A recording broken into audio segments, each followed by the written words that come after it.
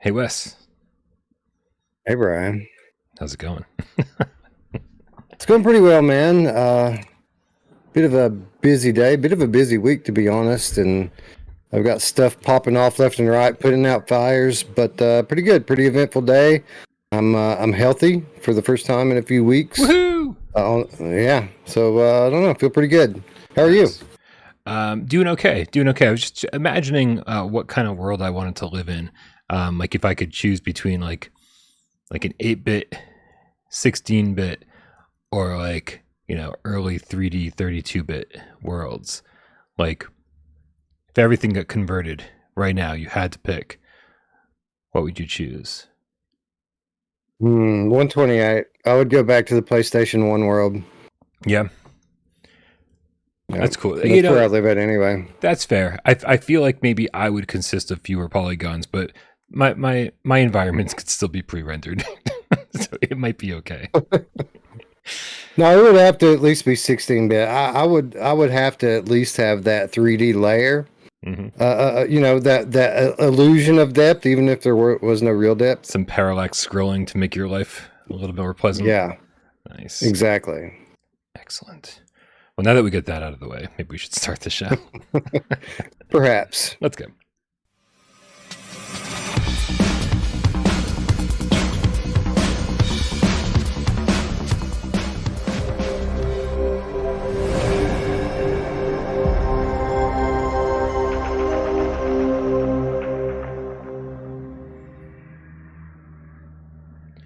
This is PSVR GamesCast Live. We film live every single Monday, Wednesday, and 2 Eyes Friday right here on YouTube. We do it live 6 p.m. Eastern for your viewing pleasure. But you know what? We also like to give you oral pleasure. So make sure you tune into podcast services of your choice. You can check this thing out because our good friend Rypop uploads them there. Also, if this thing's just too goddamn long for you, we understand. It's too goddamn long for us too. Sci-Fi Game Cat Henry puts timestamps into the show after the fact. You know why? Because they're amazing people. My name is Brian Paul from this channel right here, PSVR Without Parole. And this gentleman over here, to my left, your right, it's Wes Dillon from Virtual Strangers. What's up, Brian? I'm looking for spiders, man. I feel like they're everywhere now. For real. We're not getting, I feel like I've been traumatized. Yeah, me too. Yep. I hear violin music and stringed instruments just playing in my head right now. Oh my Ding, God. ding, ding, ding. I cannot wait to talk about this because it was not at all what I expected, Wes. Not at all what I expected. It was exactly what I expected, but For real. yeah, I can't wait to talk about it too. Yeah. God damn. I don't even know. Like I can't tell based on these conversations if we're on the same page with this or not, but I guess you guys out there and me right here, we're just gonna have to wait. Wes, what the fuck is happening over on Virtual Strangers these days? How's life outside of the world of PSVR 2? You gotta tell us. Dude, I got VR hangover from this weekend, man. There were so many games that came out in October, and we did our game of the month on Sunday. And I think that typically we have 4 or 5 nominations from each category. This month we had 12 from PlayStation VR alone. Wow. And yeah, and we played them all. So yeah, it was with the exception there was one PC title we didn't play, which was NFL Pro Era 2, because I feel like I've already played that game, even though I haven't. When it was called NFL Pro Era 1. But man, played so many games this weekend, which was kind of it was a refreshing change. As I mentioned a moment ago, I've been sick lately. I haven't been playing much VR. So it was nice to kind of get in over the weekend and just marathon through some of the new releases. And man, what a solid month October was. Pretty solid month. You said how many nominees did PSVR 2 have? 12, and that was only about half of the actual amount of games that came out. There was something like 24 or 25 that hit the store in October. Jesus, I guess. Yeah, I know. And that's with a ton of games that got canceled or not canceled, but delayed last minute and shit. So, wow. I guess we don't know how good we have it, Wes. Yeah, I guess some people certainly don't, but yeah, it was a good month, and we got another good one coming. So, Ace Gamer the Game Cat Turd Duck Kitten with the 1337 says hashtag BNGCH. If my brain worked better, I could tell you exactly what that meant, but this is the fun to get Brian a new Game Cat hoodie. I know something's missing there. Something's wrong, but thank you very much. I do want to buy some of my own merch. Sadly, I pay the same amount that you do, so I'll get it. I swear. But currently, this focus is getting a kitchen sink for the first time in 12 months. So I'm actually very excited. It feels so grown up, Wes. I feel so grown up because today, I saw what my kitchen sink looked like, and dude's like, I'm putting in a dishwasher. I've never had a dishwasher in my life. How did I become an adult overnight? Like, I never cared about what my apartment looked like. I never cared about a kitchen. If you go a year without having a kitchen, suddenly you start caring about kitchen stuff. It's crazy. Yeah, I can see you now just looking at your new countertop like, man, this is pretty nice. Like, no, it's not. It's a countertop, bro. It's not really. Right? But it's so much nicer than not having a countertop. Because, dude, getting down on all fours to cook rice means I didn't cook rice very often this year. Yeah. Well, I got to imagine. Congratulations on nearly returning to normalcy. Thank you. Yeah, by the end of next week, apparently. So things are coming together. Dude, we want to give a quick shout out here to one of our loyal game cats, Mads Mazzo VR Game Dude. I think I got that right.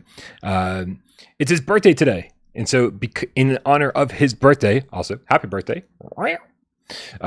He has a viewer takeover question, and I know you're gonna love this, Wes. This is obviously custom tailored for a West Day episode because he's saying, hashtag viewer takeover, what are your most played songs and favorite mapping of a song on Beat Saber? He just wants to torture you on his birthday. That's what some people get their kicks from that. Well, I would imagine that my most played song on Beat Saber is whatever the first song is on Beat Saber. Like OST 1? Because, yeah, whatever the first thing they throw at you to train you. I've probably played that one about 5 or 6 times. And I don't play Beat Saber. I play it a little bit. I think the last time I played it was when they added the the campaign in. I played it for a little while around that time, but I haven't played it in well over a year, and I don't miss it. Wow. So I guess you got to fill me in on this. I believe when we got it on PSVR1, which was obviously later than everywhere else, we were asking for like 2 years, I think. When are we going to get Beat Saber? Are we going to get Beat Saber? Blah, blah, blah. It was the Half-Life Alex of its time. Which was like, that's the only thing people could talk about. And if you don't have Beat Saber, then it's not a true VR platform and all of this nonsense. Very glad we got it. However, I think when it came to PSVR1, it came with the campaign. And that might have been when it launched. They launched the campaign on all platforms at the launch of the PSVR1. I could be wrong about that. I'm sure someone can correct me in the comments. But yeah, I don't know. I don't remember. I don't even know if I've ever played it on PSVR, to be honest. I don't think I have. I think I've only played it on other platforms. Shit. Hold on a second. I'm trying to remember. I'm trying to answer his question, and I just realized that I didn't. Yep, I did not prepare for this. Anyway, I think to answer the question, I think my favorite track pack is the Imagine Dragons one, and I only say that not because Nick says I'm right about that. Thank you. Who knew? I was going to be right about something today. The Imagine Dragons one, I didn't know Imagine Dragons prior to that. I don't think I'd even heard the singles, and so it turned out to be a band that I enjoyed, and on top of that, was easy enough that gave me the confidence to really start going for Expert Plus playing Expert Plus on all the other songs. And that's when I really, really, really got addicted to Beat Saber. I'd always played it a lot up until then, but that's when I really, really got into it and was like, I'm going to get good at this game. I need to get better than AJ. That didn't happen, but I got pretty fucking good for a while there. Yeah, and it had some good mappings too. What's the song that I'm trying to think of? While We're Young or something. But that one I really enjoyed the mapping of, and maybe somebody can help me out. I can't even remember the artist at this point, or what pack it came with. So let's move on, because I know Wes is tuning out by the second here. he's already scheduling the Virtual Strangers live show. Dude, so we get news about so many games today. In fact, I saw Matcha, the real estate procrastinating game cat, in the chat asking about WRC. Apparently, it's going to get VR post launch on PC, but apparently it's not. PSVR2 is not getting any VR support, which is a little bit strange. I personally just think we have to wait. That's what I think. That's another Codemasters game. Is that correct? I believe so. Yeah. So yeah, I think you're right. Typically, they do so many of these games, and they've done so many of them on PC. I think it's very low lift for them to release on PC VR. I think they can probably get the implemented with very little effort and time put into it at all. I think that once the PSVR 2 player base is a little bigger and it's a little more profitable, we'll see them do the necessary work to bring these titles over. Most of these titles are perennial titles. They have a new version that comes out every year. So yeah, I think you're right. I think it's just one of those things where we have to wait a little bit, and when it's worth it to them, they'll do it. Yeah, I think so, and I think we could actually see it for this title specifically. They didn't. I don't think, as far as I'm aware, they didn't actually say this is not happening on PSVR 2. I think they just don't have any announcements for anything beyond PCVR right now. And dude, I gotta say this. I'm just gonna say this out loud and get it out there. And maybe you have something to contribute to this, Wes. I have no idea. But the more I talk to developers, the less they want to make games for the PlayStation platform in general, and the less they want to make games for PlayStation VR, PlayStation VR 2, because Sony is fucking impossible to work with. This is just the word we're getting. They're impossible to work with. And so you can imagine like a graphically intense game, like a racing game, where, you know, these guys, Codemasters, have done this before. They've brought a game to PSVR 1 before. Dirt Rally looked phenomenal on PSVR 1. They must have worked some magic, and I guarantee you they struggled to get that through certification. And that must have been a goddamn nightmare for them. There are developers out there who are like, we're never fucking doing this again. And Codemasters could be one of them. They could absolutely just be like, this is ridiculous. They need to fucking chill a little bit. You know, we'd heard about, was it Pixel Ripped? I think it was 95 or 89. But they got failed for certification because on a load screen, they had a frame drop. On a static load screen, they had a frame drop. And it's like, this is just ridiculous at this point. Like, you're not doing anyone any favors. In fact, you're scaring people away from the platform, which is the opposite of what Sony needs to be doing. So, have you heard anything like that, Wes? I've heard tons of this stuff, man. Getting failed through QA for ridiculous things, like you just mentioned, a fairly common thing. And it isn't as simple as, we'll just fix it and move on. It's a process just to get your game in to be reviewed in QA. And once you do that, then you have to get your release date approved. There's a whole big process of different things you have to go through to make it to the store.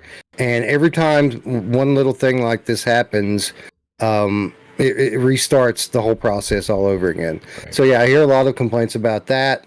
And then I hear other developers that haven't even gotten to that point yet, to where they have something to submit to QA. And they're just like, I'm talking about games that have been announced for PSVR 2 that are now questioning it just because Sony's so terrible to work with and difficult to get anything done. or any kind of help or information or anything from them. So yeah, you're absolutely right. You're not the only one hearing that. I'm hearing it from multiple sources myself.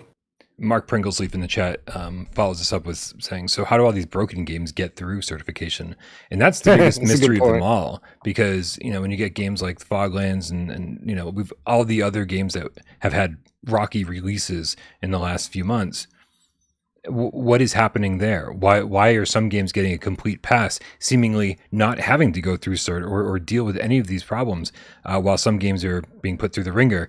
I'm actually thinking at this point that it's specific QA testers, that some are super lenient and go, whatever, we just want you to get your game out, and some are like trying to justify their fucking position. They're trying to justify their job. And look what I found. Look, ha ha ha. We found a way to break your game. Now fix it. And it was like, and, you know, doing things that no one would ever do. And so it's a struggle, you guys. It's a struggle. And if Sony wants PSVR2 to succeed, then they need to relax a little bit, because obviously we don't want a game that's running at like 30 frames a second in the headset, because that would make everybody sick. But there's a happy medium here where, like, if it's minor problems here and there, well, guess what? We've certainly had much bigger minor problems than a drop in frame rate here or there. So yeah, you remember when they were for the developers? Remember that whole thing? No. Like, we listen to developers. This is we're all about helping the developers. Yeah. When they announced the PS4, right? Because they were like, Right. oh, the PS2 and PS3 were impossible to develop for. The Emotion Engine and the Cell Engine were like stupid hard to develop for. And so we listened to developers, and here's your PC in a box. It's called a PlayStation 4. Right. Yeah. Here's your PC in a box. Please don't contact us ever again. Good luck. Right. Sorry, Valve. Will you make games for us now? Yeah, so there's a lot of games coming out, a lot of game news happening right now. And so if we happen to miss a news story that you really want us to talk about, fucking leave it in the comments and let us know. And maybe Miles and I can catch that on Friday. But we got a lot to talk about today. And one of them, I'll tell you, Wes, on Monday, AJ called this shit. He said, we can't get through a fucking episode of GamesCast Live without you talking about Bad Dreams. And guess what? We're not getting through this one without talking about Bad Dreams either, because today, Creative 3D VR just launched the launch trailer of Bad Dreams. Did you get a chance to check this out, Wes? I did. I watched it just before we went live. Nice. And it's cool. You know, this game was one of the pleasant surprises for me this year. Not that it was perfect. It is very indie, and you know, it does have its issues. But it was actually good. It was a fun, enjoyable, kind of scary experience. Very surreal. And I played through a good portion of the game on PC, and then I stopped because I wanted to wait, and I wanted to save some of it for PlayStation. And I was worried though that maybe I had played too much of the game and that there wouldn't be much left. But by judging from this trailer, there's quite a bit left, because I don't recognize any of this. Yep. At the very bottom of the screen, which I swear I didn't notice till just now while we were talking about it, it says PSVR2 exclusive content. And so when I was talking to these developers, I don't know, last month when the game got delayed out of October into November, they said, listen, it's only a month delay, and luckily this has allowed us to get it up and running at, you know, I think they said 120 native, you know, at the native resolution. Like, I mean, just like basically saying it's going to look super sharp and super clear on PSVR 2. They said, and on top of that, we'll be launching it with a piece of free DLC. So it looks like all of the stuff in the trailer is all brand new, which is cool. And, you know, I think Wes said it pretty well. This is a budget horror game, but there are those of us out there who enjoy our budget horror games. And I think Wes and I are 2 of the 5. Right. Yeah. No, man, I'm looking forward. I'm excited for it now. We get exclusive content. I love when we get exclusive content. That's the best. It's my favorite kind. Wonder how long it's exclusive content for. There's no way that it's like, no. Probably just like a couple months or something. It's probably just launching with exclusive content, and then that's it. I don't know. You never know, man. They did do those like 50 versions of Darkness Roller Coaster. I don't think all of those came to PC. So there might be something to the fact that this is very, bad dreams, right? That might be the exclusive PlayStation version, and that it's just going to remain exclusive forever. Macho in the chat was asking what's the price on this, and I believe that the PSVR 2 version is going for 20, and the PSVR 1 version is going for 15. I can't remember, but according to them, again, this is directly from the developers. They said this will be a free upgrade, and so if either one goes on sale, and you're interested in checking this out, then there's a workaround to get it cheap. Sweet. Rody confirms that if you pre-order, it's $15.99, and then I think that's going to go up to $20 after the pre-order's over. But anyway, just something to look forward to in November. This is great. October's just slowly spreading itself out over the next 6 months. Next year we'll get Madison, and sometime we'll get Phasmophobia. It's October forever. Yeah, it's going to be October for the next 3 years, most likely. And I'm cool with that. We've got Resident Evil coming in December, so it's going to be a red Christmas. And literally, we're getting... It seems like most of the really good games that come out have some kind of horror element to them, which I love. I know a lot of people hate that, but I love it. I think it's great. Yeah. No, I would say that I love it too, but I would just be telling everybody something they already know. So sales chart came out today, the monthly sales chart from last month. We get to see what sold well in October. And it's time to check out if there's any surprises for PSVR2. And I will say, I'm not sure if this is a surprise to you or not, but I am shocked to see Switchback shoot that high up in both the US and EU charts. Number 2 here in the States and number 1 in Europe. I know it went on sale at a certain point, and there was the Horde mode added, and I think it got a lot of positive press. So very happy to see it up there. Man, I'm happy to see this whole chart. There's some really cool stuff. First of all, I am happy for Switchback VR. I'm glad to see that they didn't really blow it. With the issues that some people were having at launch, and the way that a lot of people were underwhelmed following that big hype train that we rode up to launch day, I thought that they might have tarnished their image enough to where they would never recover, and thereby the game would not be monetarily successful. And as you know, if it's not monetarily successful, then the chances that it's going to get ongoing support and new content are low. So I'm glad to see now that they're being rewarded not only for fixing the issues that the original launch had, but going above and beyond by putting some new content in there and making a really solid title now. I'm glad to see that they were able to bounce back from that, and they're at the very top of the sales list some 4 months after they launched. That's cool. Actually beating out Beat Saber in the EU, but not beating out Beat Saber here in the States. Number 3, though, is exactly what I was hoping to see. I was really hoping to see Propagation top the charts, and there it is, solid across the board, US and EU. Very cool, man. Propagation, those guys deserve all the credit in the world. What an amazing experience. We thought this, you probably didn't think this, but I definitely thought, it's this small little game. It's probably not going to look very good. It's probably not going to be very scary, but at least we'll have a nice little zombie game to kick off October with, and then it turned out to be fucking incredible from top to bottom, and I'm so happy that this made it here, 3rd place. Check it out. Look, Seventh Guest is on there, which is again another very deserving title. Yep. Glad to see them out selling some copies. Crossfire persisting, and really the performance of Crossfire month over month has really been amazing to me, because other than us, the reviews were largely negative, but people love this title, Brian. I see people talking about it every day, how good it is, and I'm just so happy for them that they're seeing such success and such prolonged success. They're working their way into a legitimate kind of game of the year contender, I dare say. Wow. Just because of the popularity that the title has seen since launch. Yeah. No, I'm really happy.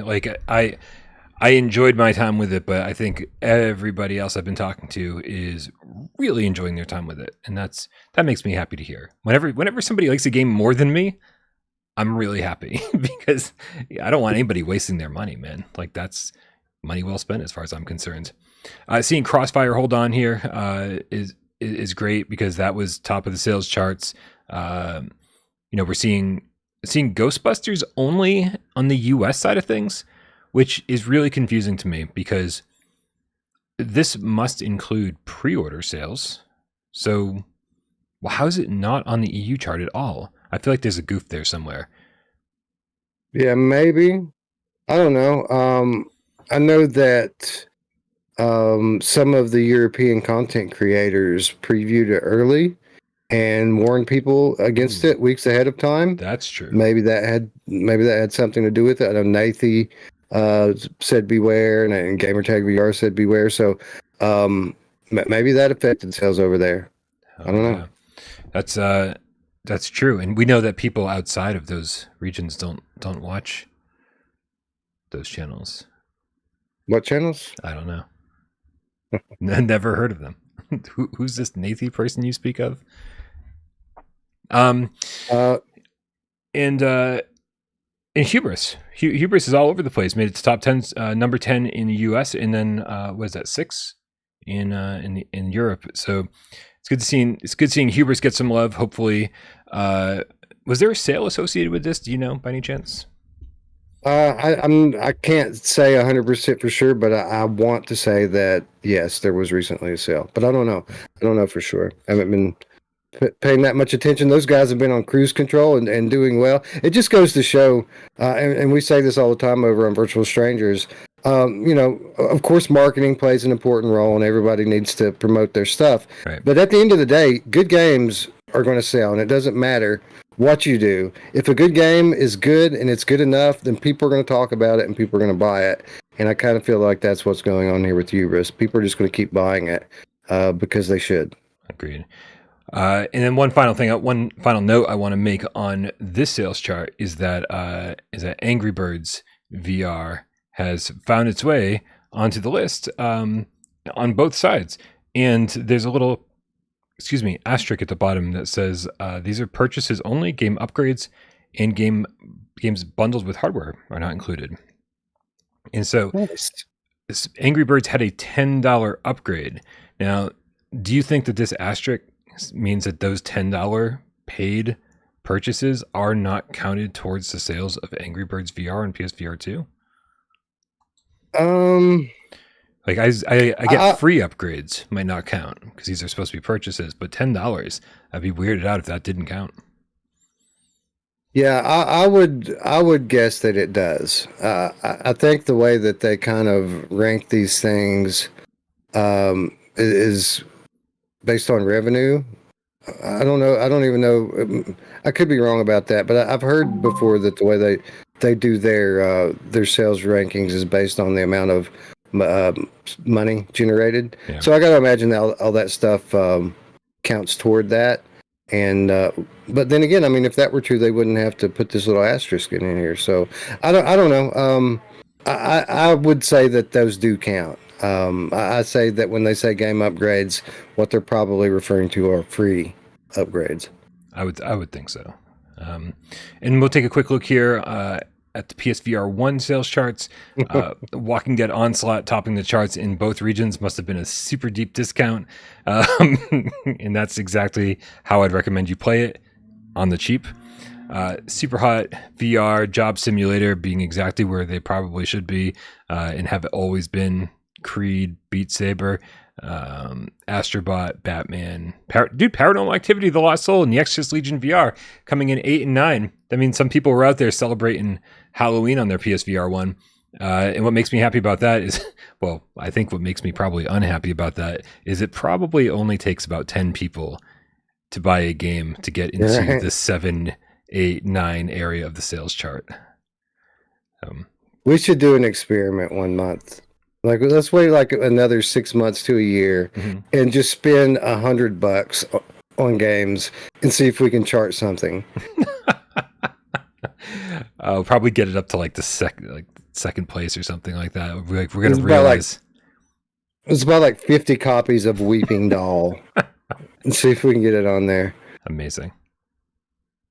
That'd be great. Cool, man. Cool. Well, another month has come and gone, and usually I'm disappointed with the sales charts, but that was a nice one to see.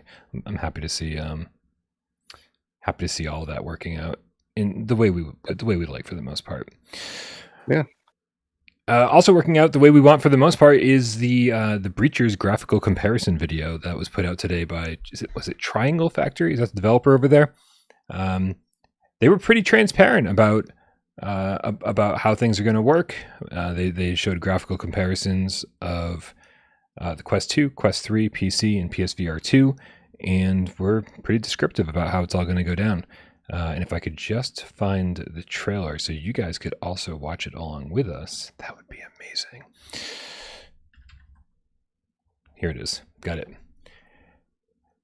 So going to give a shout out to Wesley over there. I'm not sure if you guys have seen this video, then we need to get Wesley on this podcast because he's got the radio voice. Like I don't know if this is the way he normally talks or what's going on, but like just some dude at Triangle Factory killed it with the voiceovers. Sounds like he's got radio experience.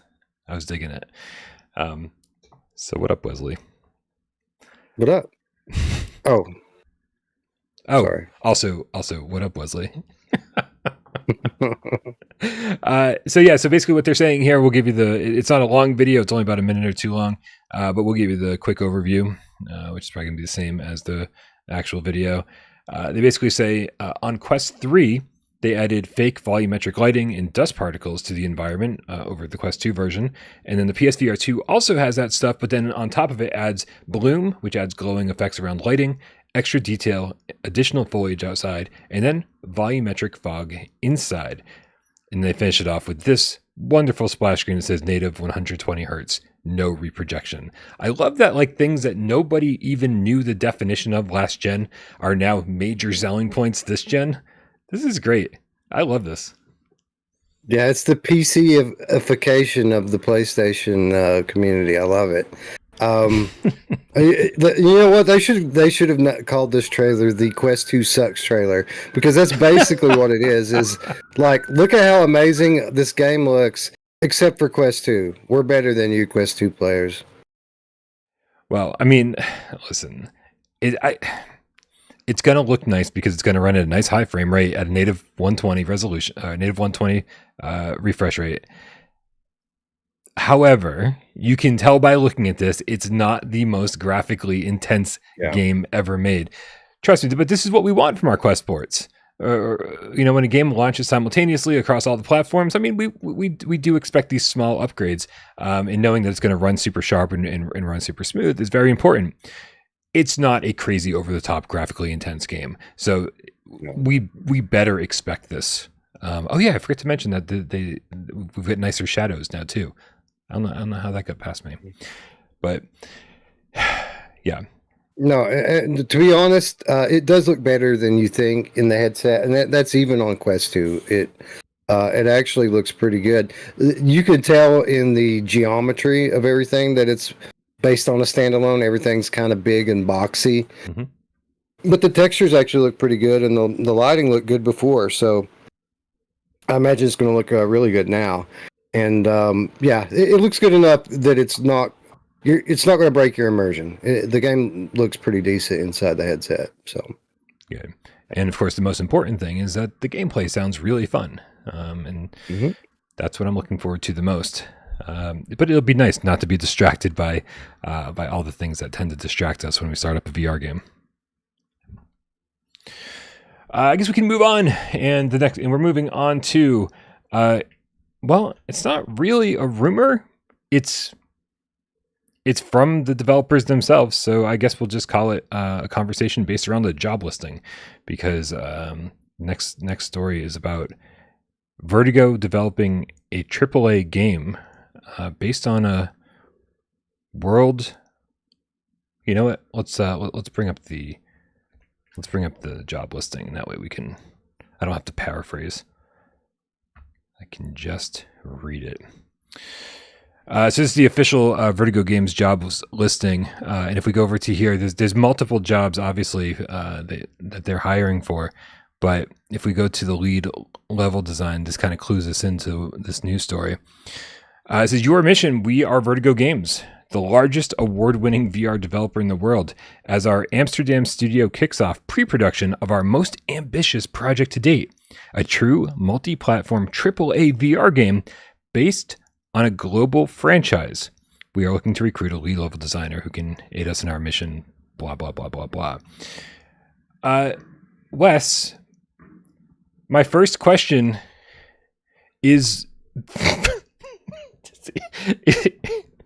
is going to keep Vertigo Games from ever reaching out to me again. But my first question is, why do Vertigo Games think they can make a AAA game? They haven't yet. They haven't even come close yet. No, they're pumping up Arizona Sunshine too. That's true. Pretty big. They're using big words to describe it.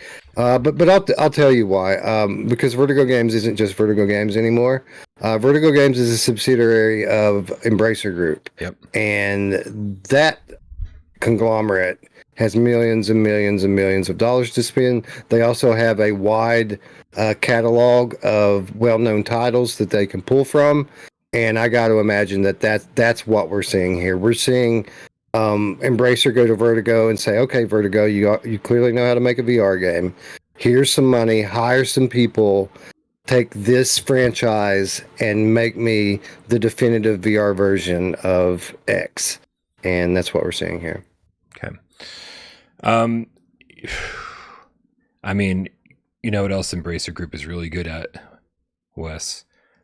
That's shutting down studios. So that's true. Let's hope. Been hearing a lot of that lately. Yeah, I mean, it seems like every week Embracer is shutting down another beloved studio. So let's hope that Vertigo doesn't screw this up, because they're at the mercy of a merciless company.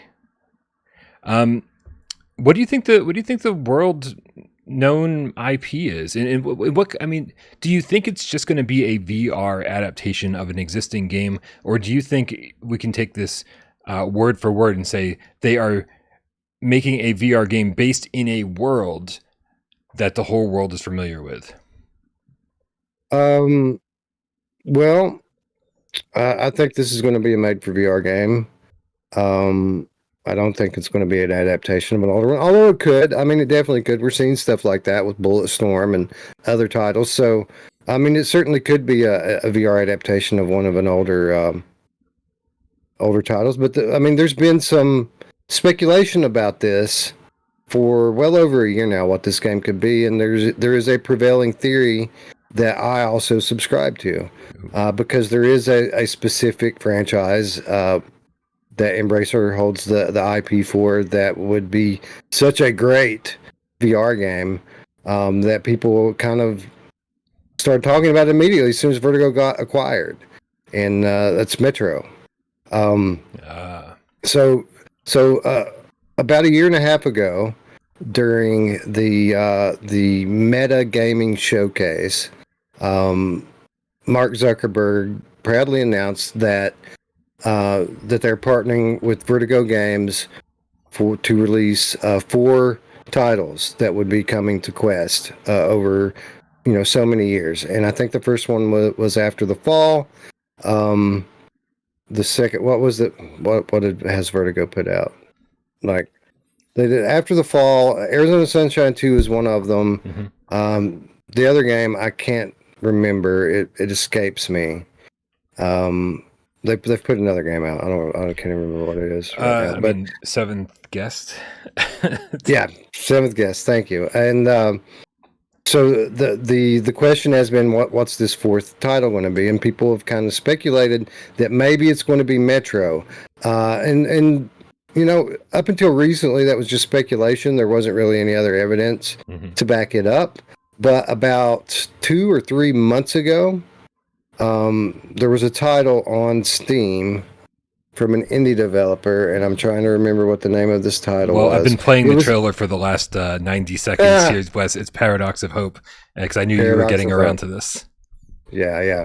So basically, Paradox of Hope was hit with a cease and desist from an unnamed party claiming copyright infringement. And when that happened, everyone said, "Oh, so the Metro VR game must be coming." And then here we are, just a few weeks later. This. So I think all signs point to Metro here, Brian, and I think that's good news. I think that is good news.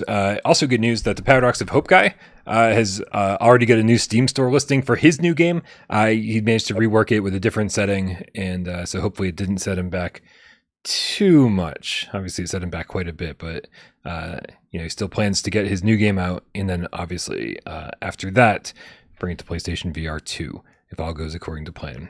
That game was coming along, man. I'd seen some people stream it. I haven't played it myself, but I was really liking what I saw so far.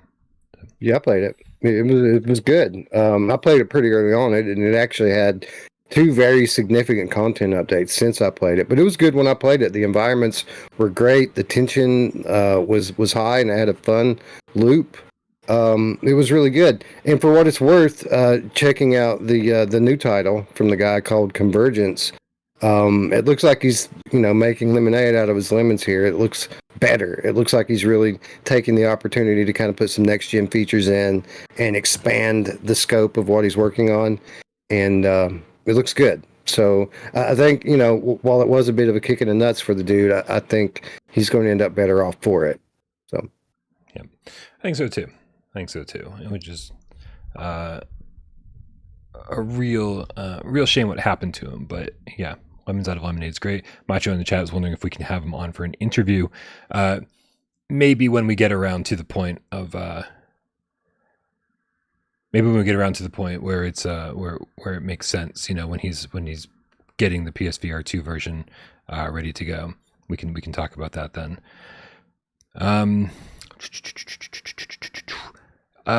Andrew Ehrenreich with the $2 tip says Embracer bought the rights to Lord of the Rings. Well done. If Vertigo makes a Lord of the Rings game, I'm concerned. I would love that. Well, I would love to get a Lord of the Rings in VR. I don't know that Vertigo would be the studio to bring that game. Yeah. I would rather have like Skydance do it or somebody like that. But man, I would love to have a story-based kind of like adventure RPG style Lord of the Rings title. That would be so amazing. And if it sounds like I'm up here, like I know Wes is just kind of going along for the ride a little bit. It sounds like I'm shitting on Vertigo quite a bit. I think when they release Arizona Sunshine 2, we're gonna know all we need to know about this current state of Vertigo Games. Whether they have the capabilities to survive this gen, to really deliver on just really hardcore VR gaming experiences, the things that we really want to play. And my fingers are crossed. I always want every game to be good. And it sounds like sometimes I can get really negative. That's not the case. I'm just trying to be realistic based on what we've seen so far. Here's something that I didn't ever expect that we would see. But Game Rant was reporting today, and I don't know the origins of this, so I don't want to go too deep into it. But Game Rant was reporting that a new patent suggests that Sony is working to introduce gaze tracking and other PSVR2 features to a massive library of non-VR games. So what this seems like is if you are playing a flat screen PS5 game in the headset, it'll be able to use dynamic foveated rendering to improve the performance of the game while you're playing it in cinema mode in the headset. Does this kind of thing appeal to you, Wes? Like, does playing a flat screen game in the headset in the first place appeal to you? And would it appeal to you more if you got like all these bonus features going on? I would still need it to be 3D. If this is what they're going for here, I think it could be a good piece of circumstantial evidence that maybe they are finally working on that 3D um, 3D cinema mode that I've been asking for years and years and years.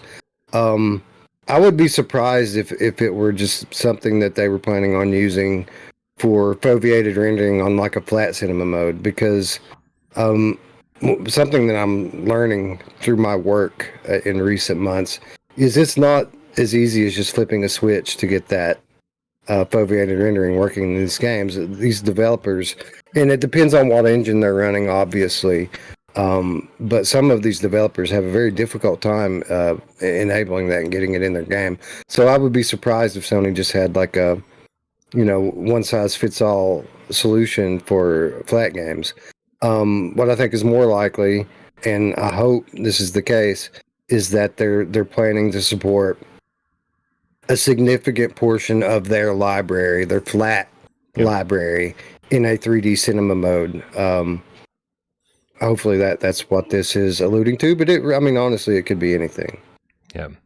Yeah, doing something from Sony's side rather than having it had to be something that's included in Unreal or Unity, where it's just, hey, this is just how things work over here. We kept hearing over and over during the lead up to PSVR 2 and even the lead up to PlayStation 5 to a certain extent that PlayStation 5 was developed with VR in mind, and so far we haven't really seen the fruits of that labor. We've PSVR 2 was designed with performance in mind, and that's why we have eye tracking to enable these things. But the engines really haven't caught up to that, and we're obviously seeing some rocky launches because of it. But if Sony's doing something on their side in order to make all flat screen games, or a lot of flat screen games, playable in the headset and in 3D, which honestly, leading up to this conversation, wasn't even something I was considering. I was just thinking like, oh, performance. Everything's going to run at, 120 FPS. It's going to run it super sampled, in at the focal point. These were the kind of things I was thinking. But yeah, this is something that a lot of people have asked for. Like, how cool would it be to play these games in 3D in cinema mode? And I think it would be cool. I think it would be a lot of fun. And it would be the only way that I would sit and play a flat screen game in VR if it was actually in 3D.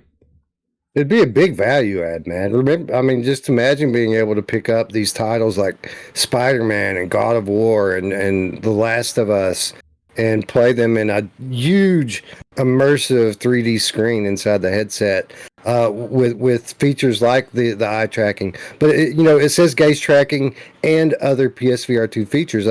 So what could that mean? Most of the other PSVR 2 features are already included in the DualSense controller. So are they talking about headset haptics? That would be a good way to immerse people in their 3D cinema mode experience. That they could really provide a compelling experience for PSVR 2 gamers by really doing an immersive cinema mode for their flat titles. And at the same time, they wouldn't have to. It would be pretty low lift on the developer side. Like they would be able to enable this, I got to imagine, fairly quickly. Fairly with very little resources. And now you're giving VR gamers these AAA games that we've been begging for years. Even if it isn't a full on VR experience, you're giving people the depth that we've been literally dying for years. So I think it would be a smart move on their end if they were to do this. I saw Steve IRE in the chat say, geez, I hope this wasn't what they meant by the hybrid strategy. And I can confirm that this is not what they meant by that. This is, we've got a lot of information about hybrid games and how that was presented to developers. And this is not that. However, this is a good first step into that direction, saying, hey, here's your flat screen game, integrate headset haptics, integrate maybe sense control support, or maybe integrate this or that or whatever. And it's not full VR, but it's a step towards that. You get to play it in the headset, you get to implement some of these PSVR 2 features, and then the step after that could very well be, okay, well, you're halfway there. Now just give us the first person mode and give us a couple hands in the game, and like you're halfway there. Now get us the rest of the way there. So I don't know if this is part of that strategy, but it's certainly a step in the right direction. Yeah. The hybrid games would be, what's coming. That's something that you have to plan and develop for moving forward for new titles. The 3D cinema mode is something that you can go backwards in the library and apply to titles that have already come out. Again, with not that much work to make this happen. I mean, I see it. It's doable on PC right now because of a dude that did it. So, like, Sony could definitely do it. Yeah. So yeah, this is very doable. It would be a big value add, and then giving people being able to fall back on that amazing library of Sony first-party exclusives. It's what PlayStation is known for. It would be bringing the best thing that PlayStation has to offer into the VR ecosystem, and that can only be a positive. Yeah. Lewis Matthews in the chat with the €5 says, "What are the chances of getting Hitman back to PSVR2? Love the show." Thank you, Lewis. Wes, I don't know if you have more information on this than I do. Obviously, we know that IO Interactive is working on a James Bond game? Is that right?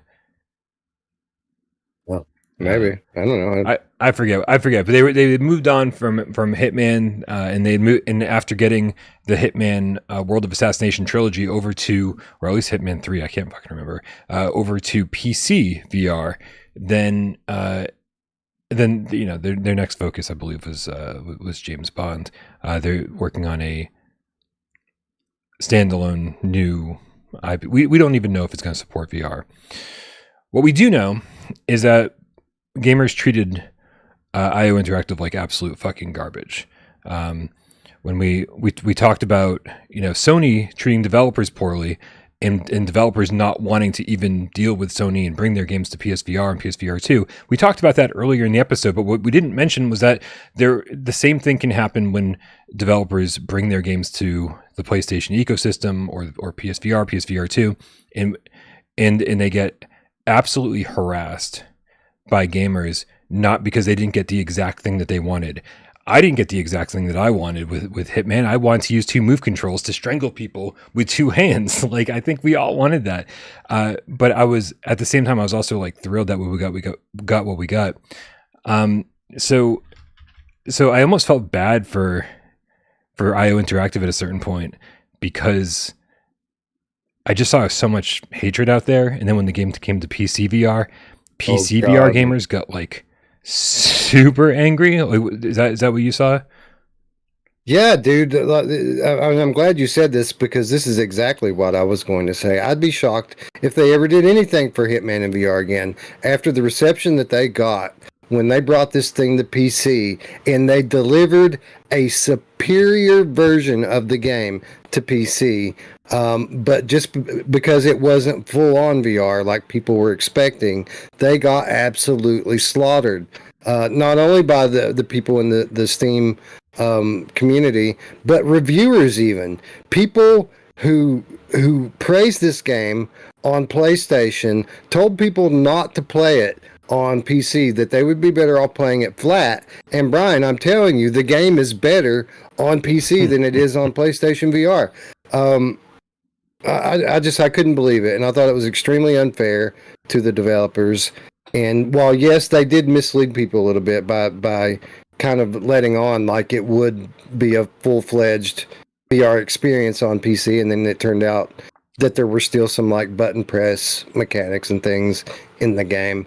They didn't deserve the vitriol that they got, and yeah, I think maybe this bridge has been burned, scorched, and I don't think they're coming back for more. They're not that masochistic. Yeah. So I think it has less to do with Hitman, and specifically, and more to do with IO's. Obviously, there's no way the game sold very well on PSVR or PC VR. There's just no way, especially compared to the flat screen numbers that they're getting. So this was either some kind of labor of love, or they were doing it as a favor, or they were doing it as an experiment, or they got paid to do it by Sony or somebody. And it didn't turn out well, right? They were like, this was a lot of work, and all we did was get shit on, and so let's not do VR anymore. and they can get back to doing what they're good at, doing what they get praised for. And so I do, and this isn't the first time we've heard a story like this, and I shouldn't say we've heard this story from IO because we haven't, but I'm just saying, based on everything we've seen, I wouldn't be surprised if this was the case, because we have heard stories like this before from other developers saying, we were gonna make the game for PSVR, we were gonna make this game for PCVR, but Jesus Christ, like, you guys are impossible to deal with. Like, gamers who have impossible standards or just are fucking rude and don't know how to, like, interact with somebody without harassing them, without threatening them. And so, you know, like, honestly, like, you get what you give. And I think some of us gave too much. So yeah, it's sad. It's really, crazy. really sad. We need to fucking mature as a community, as VR community, gamer community, hands down. Like, we just need to be better to each other. And now we're suffering the consequences because we haven't been. Well, some people take this attitude like you should treat game companies, publishers, and developers like a pet, right? Like a cat who's scratching up your leather couch. They did something wrong, and the only way that they're going to learn is if we teach them. So let's teach them a lesson. And I hear people say stuff like that, like we have to really, make the developers sorry that they didn't do the right thing. That doesn't work. I mean, in some cases it does. I mean, obviously, Cyberpunk 77 is awesome now because of the massive backlash against it. But you have to keep things in proportion, right? And you can't overstate your side when you're being critical, because then you just come off like an asshole. Right. That's right. So, again, we don't know this is the case. Scott, the PSVR Game Cat for Life, says, Brian, Bond from IOI is going to be in VR. I just know it. I hope you're right. We don't want any developers abandoning VR. Period. Like, we want developers' experiences in VR to be positive. We want to show them that we like their games, or when we don't, that we can be mature about it, and so hopefully they'll work with us again. However, that's neither here nor there. Not even on the run of show. But interesting conversation you brought up, Lewis Matthews. So hopefully we will see Hitman return to the PlayStation ecosystem, PSVR2, at some point soon.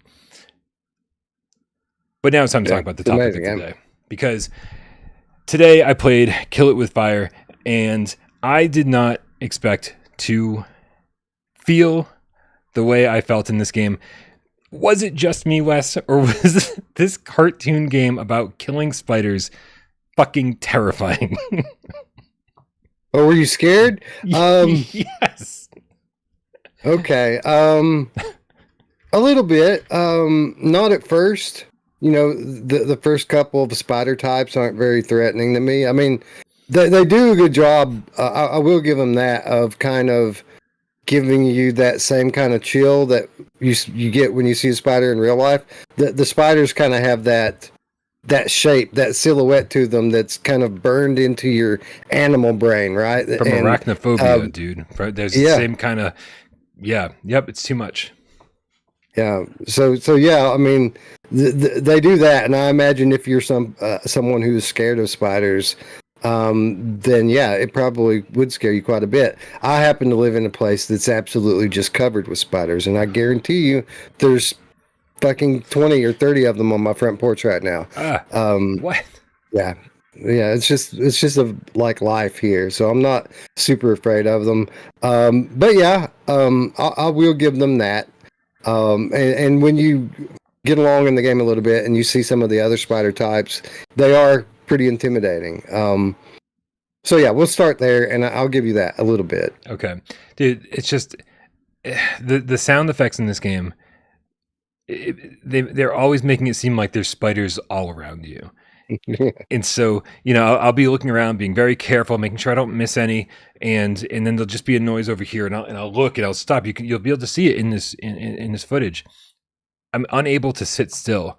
And the only time I ever stand still is when I'm paralyzed with fear, because I am insanely afraid of spiders. It's just been something I haven't really been able to get over my whole life, and I thought that I was getting over it. I think I even said on Gamescast once upon a time, oh, playing Rush of Blood so much, and you guys know what level I'm talking about specifically.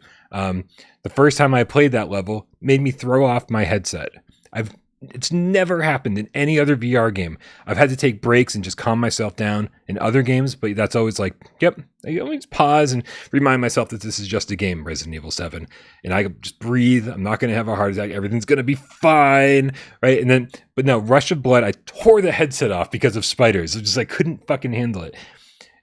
I did not expect this cartoony world with cartoon spiders and cartoon bookshelves and cartoon everything to creep me out from the word go. It's the sound effects, and it's the fact that the spiders are just creepy. And I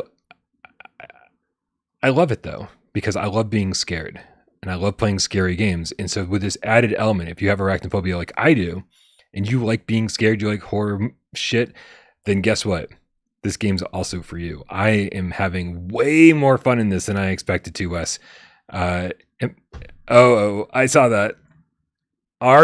You're not enjoying it nearly as much as me, are you?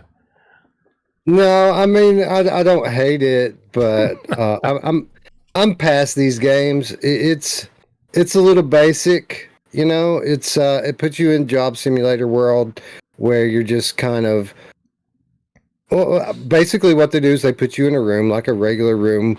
Again, super cartoony, basic, world that they're in, very Quest-ish, like Quest 1-ish. And basically the object of the game is to pick up everything and move it so that you can find the spiders. There's spiders behind books, there's spiders behind pictures. Now they give you some like clever little gadgets if you want to use them to like try to figure out where the spiders are at. But you don't need to do that. You can just basically touch everything and rouse them out. And then the kind of fun part of them is after you find them, killing them. And that's the one thing that I thought they did pretty well, is they give you a lot of creative ways to kill these spiders. So you're not just like, you start out by smashing it with books and, vases and things like that, things you find laying around. But then you move on to like a flamethrower, then they give you a revolver and a shotgun, and there's just, they get really over the top very quickly with the ways, pretty quickly, with how you kill the spiders. So the killing of the spiders is actually pretty fun, but the concept for a game is just a little basic for my taste. Yeah, and I totally understand that. I think I just had very low expectations going in. I was like, because I was thinking the exact same thing. I think, I was talking about this with AJ on Monday or Miles on Friday. I was saying, listen, I'm over this type of game. I think I used the exact same terminology, exact same wording that you did, and I just didn't expect to be scared. I mean, I knew it was about spiders. I know I don't like spiders, but I just didn't expect to have this kind of visceral reaction to it. And then I found myself really having fun and being like really silly about things, because at first you have to actually grab things and pick them up, but eventually you get kind of like the teleport grab, right, where you can pick up things from afar. And I found myself really wishing I couldn't do that, or that I could just like whip things to the side, like because they were coming at me. I was like, if I grab something, there's a spider on the other side of it. Like it does something to my head, and it freaks me out. And by the time I finished, I think I began the third level in this today, and I've really explored the first and second level. It took me 45 minutes just to get through those two. Wanted to make sure I completed all the objectives, which were fun. I was really glad that they added, it's job simulator-y kind of stuff where it's like, hey, while you're here fucking around in the sandbox, make sure you do this, this, this, and this, and we'll give you some bonus points or something, or we'll unlock something for you. But it was just enough where I was like, you know what? I was happy with the game, and it was a little bit more. It was a lot more fun than I expected it to be, and just having these bonus objectives and finding all these weapons. I thought it was going to be like hours before I got actual weapons, but I was lighting shit on fire within the first 10 minutes, like just burning entire rooms down. I was like, this is great.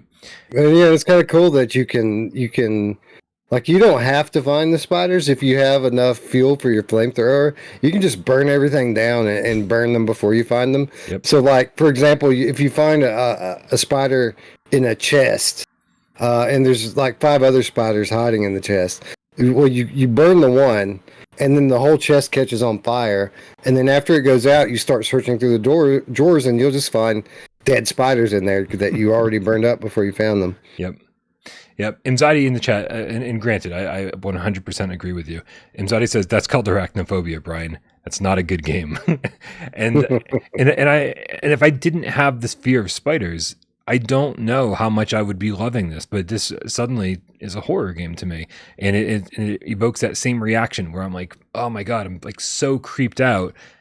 And so I have to keep playing. I just have to, because I'm like challenging myself to a certain extent.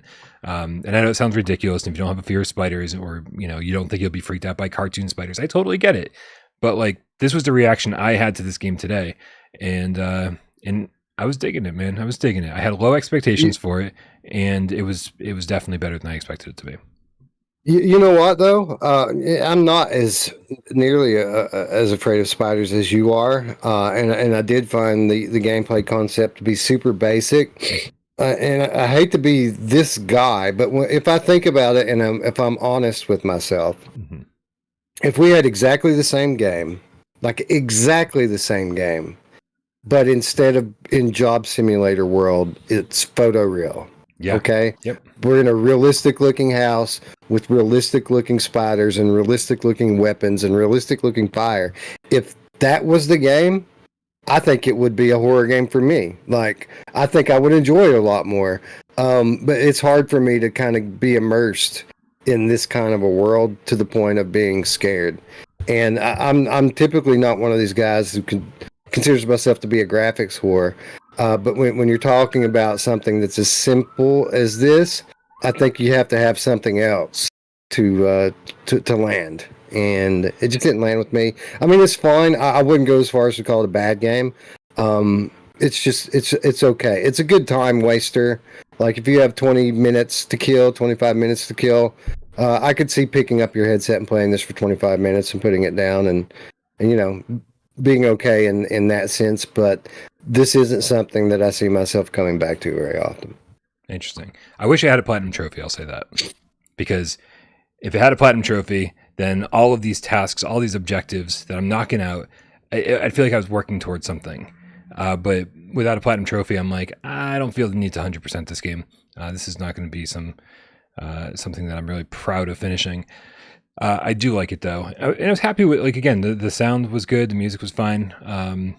I think the overall presentation, despite the fact that yes, it is a cartoony world, I was scared that I was going to get in there and see like some low res environments or something. And yeah, it's not as crystal clear as it could possibly be, but it is absolutely running at a high enough resolution where I'm not complaining. And I had fun. It's a $15 game. And I'm strangely enjoying it. I'll say that. So I can't wait to see what the next levels have for me. I can't wait to see what the other weapons are. When you bring up your kind of like weapon screen where you can, just kind of grab the stuff that you've found.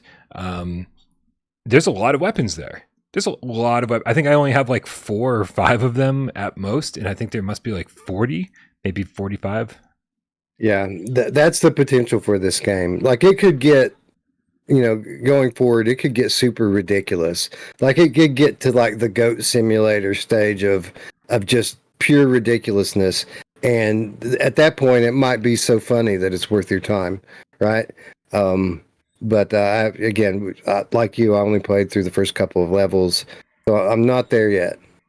You got me thinking though. If this was like a photorealistic apartment with photorealistic weapons and photorealistic spiders, yeah, dude, that would be a fucking horror game. And imagine you were in the transference house and there were Farpoint spiders behind every corner. Jesus. Yep. Yeah. That's good, man. How can we get that game funded? Yeah, I know, right? Who would you want to make that game? Who would I want to make that game? I don't know, man. Like, who's pretty good at shit? Honestly, Vertigo Games could probably do a pretty good job at making that game. Yeah, it's probably pretty accurate. Pretty true. Wonder if Skydance could pull it off. I bet Skydance could do Maybe. it. For sure. Hey, Wes, you know what time it is? Oh, shit. It is that time. I hope you say this very slowly, Brian. Well, I hope it takes you at least 60 seconds to say this. let me What tell you time is it, what time Brian? it is. Guys, listen, while we're waiting for Wes to, realize that he's the host of 20 questions this week, make sure you click the links in the description below. Go subscribe to Wes and his friends over at Virtual Strangers, where they talk about all things VR, not just PSVR2. I'm not there, so it's got to be better than He's this. not often. Now, you are there sometimes. You've been there once or twice. You were there. I think once. I don't remember. I think that was it, though. Yeah, it was the 2023 show, right? Last year's year-end I think so. year-end thing. We brought you on to talk about the PSVR game of the year. Yeah, that's what it was. That's what it was. It's almost time to do that again, actually. But I'd actually have things to talk about this year because most of the good stuff is PSVR2 related. So. That's a good point. Yeah. So go subscribe to Wes. And also, while you're clicking links in the description below, make sure you join us over on Discord. That's where these conversations happen 24/7. That's where a bunch of multiplayer stuff happens all the time. And if the great thing is Nick Milo over there, one of our amazing moderators, got the whole thing set up so that if there's a game that you want to get a multiplayer game going, you can tag everyone who's chosen to have the role of that multiplayer game. And so these are all people who are looking to play that game and get notified whenever you tag them. So it's slowly or quickly becoming the place for all things multiplayer VR. So come join us over there. Was that enough time, Wes? Yeah, I suppose. All right. Guys, I'm going to make a little yes/no column on my computer. And you guys better help me out because we've only got 6 minutes and 20 yes or no questions to figure out what PSVR 1 or PSVR 2 game Wes is thinking of. On my mark. Get Des. Go. Is this game on PSVR 1 and PSVR 2? No. Shit, I thought I was going to save a question. Is this game on PSVR 2? No. Okay, so we got it. 2 questions. We figured out it's PSVR 1 only. I don't know if that saves us any questions. Is it a horror game? Kinda, yeah. Kinda? Kinda, yeah. Yeah. Kinda, yeah. Okay. Kinda horror. Okay. There are horror elements, we'll say. Okay. Did this come out in the first year of PSVR 1? No. Okay. Well, that gets rid of... Well, here they lie, I guess. Is it based on... Okay, hold on. Let's figure out this horror element thing. Are there zombies or zombie-like creatures in this game?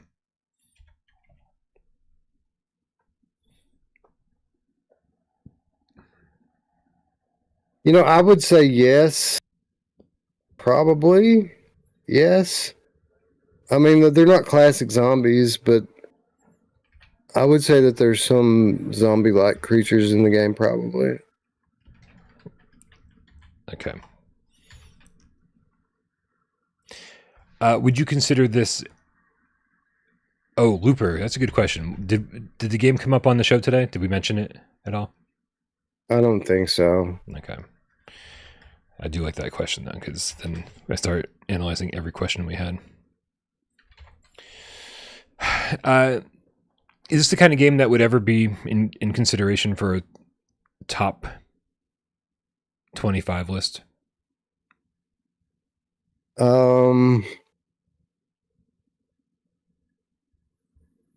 maybe in its time. Yeah, yeah. You know what? Yeah, I think it would be in the conversation. I think I remember it being in the conversation. All right. Did it have aim support? Yes. Was this a VR adaptation of a non-VR game? Indeed, it was. Was this VR version developed by Archaeact?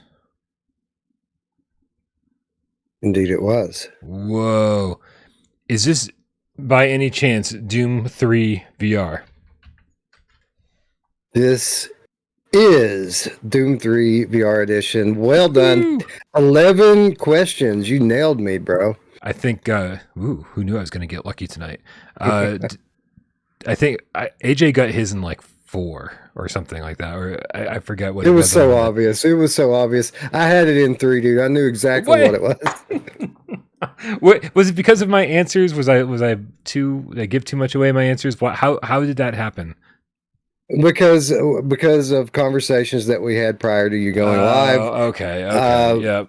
I know how your mind works, Yep. and as soon as I forget what the clue was, but whatever the second question was, I was like, "Oh yeah, it's definitely this is what he picked." So Right yeah, on. That's amazing. Damn, dude, I love Doom 3. Like, it sucks that like who was the modder that brought it to PC, and it was like the better version. I'm not sure who brought it to PC, but Dr. Beef brought it to Quest. Oh, that's what it was. Yep, Dr. Beef. Yeah. And out of the 3 versions, I think the official VR version on PlayStation is probably the worst version of it. Like the mods are better. Yeah. Right. I mean, there were scaling problems, and the resolution could have been sharper. However, there was no denying that Doom 3 is just a good game to begin with, and it's just a lot of fun to play through. And of course, it's got that horror slant that like far more than Doom 1 or 2 ever had, and made me absolutely love it. So even though it wasn't a great VR port, it was fun with the aim controller, and I had a blast with it. That's the one thing. That's the one thing the game had that the other platforms didn't have, is you could play it with the aim controller on PlayStation, and that totally made it worth playing through again. Lost My Mojo, the Game Cat Reaper with a $5 tip, says, great show as always. Thank you very much, Lost My Mojo. Thank you all for being here. We appreciate you hanging out with us. Appreciate Wes hanging out with us. I always enjoy my Wes days. But guys, remember, be super nice to all the moderators out there. They make my life infinitely easier. We love them oh so very much. Not just here on YouTube, but over on Discord as well. So don't forget to join the Discord.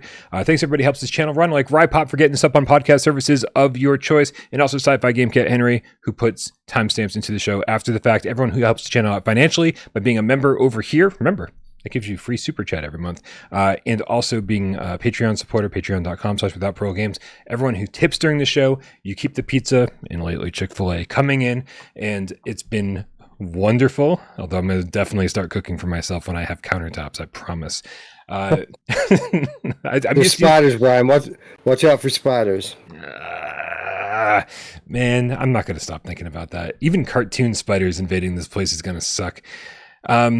And everybody, you're all fucking amazing. So whether you support the channel financially, whether you subscribe to the channel, whether you click like, it doesn't matter, man. If you're here and you're part of the community and you like being here with us, then that's the important thing to me. So thank you very much for being here. And even if you sit back and don't say a goddamn word, well, we love you just as much. Happy Wednesday, Wes. Happy Wednesday, Brian. Happy Wednesday, cats. See you soon. Friday, hopefully. Let's go.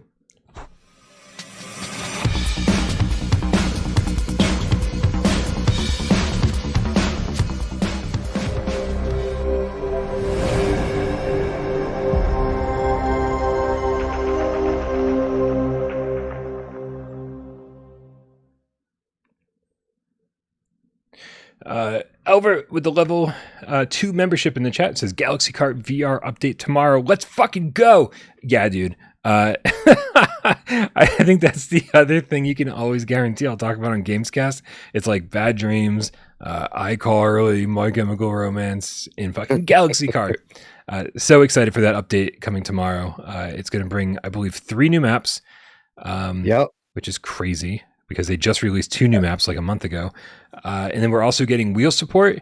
And I believe the Logitech stuff is going to have proper force feedback and shit. But they're still trying. So it's going to support that True Force or whatever it's called. Whatever the Logitech stuff is, like, because they have the official whatever they need to make that work. Apparently, Thrustmaster is being super slow with the legal stuff, and so it sounds like they will eventually get all that in for Thrustmaster as well. And like I said, they promised me that in a future update they will get the game running up to at 90 FPS native, which is very fucking cool for a racing game. So Galaxy Kart is something, I mean, probably should have been dead months ago, but thanks to all the cats out there who've been so positive and so vocal with the VR Monkey developers, just telling them how much they're loving the game and all the things that they want the game to include, kept them going, guys. You kept VR Monkey going, and now we're gonna have this awesome kart racer because of it. So congratulations, guys. Like I said, you get what you give. Yeah, I'm happy for them. I remember when the game launched, how it was, because we were at GDC and they were at GDC, and then the reviews started rolling in, and they weren't the best, Brian. It was a bit awkward. But I to see where they're at now, 3.5 or something. It was rough. Yeah. But to see where they're at now, where what does that have, like 8 tracks now, and wheel support? I mean, pretty soon people aren't even going to speak about Dash anymore. They're going to forget all about it because we're not going to need it. I think it's time. It might be time, Brian, for me to actually play this game. I haven't played it yet. Whoa. Well, listen, you still have your racing rig, right? Oh, yeah. Hell yeah. So now you get another reason to use it, because other than Gran Turismo 7, there hasn't been another PSVR2 racing game. And so it's time to dust that thing off. Dust the blow off of it. I'm down. And let's race. I'm down. I love kart racers. So, yeah, I'm down for it, for Hell sure. Yeah. Hell yeah. Well, I'm going to definitely be getting in there tomorrow. I'm going to be up tonight and early tomorrow morning, finishing my Barbaria review. If you guys don't know what that is, well, pay attention, because that review will be out tomorrow morning, and keep your eyes out for it. And then it's going to be Galaxy Kart time. It's going to be Galaxy Kart time. What? Tatum just got a G29, so that means everybody's good now. Congrats, Tatum. Yeah. Good night, everybody. Thanks for hanging out with us. We love you all. Bye.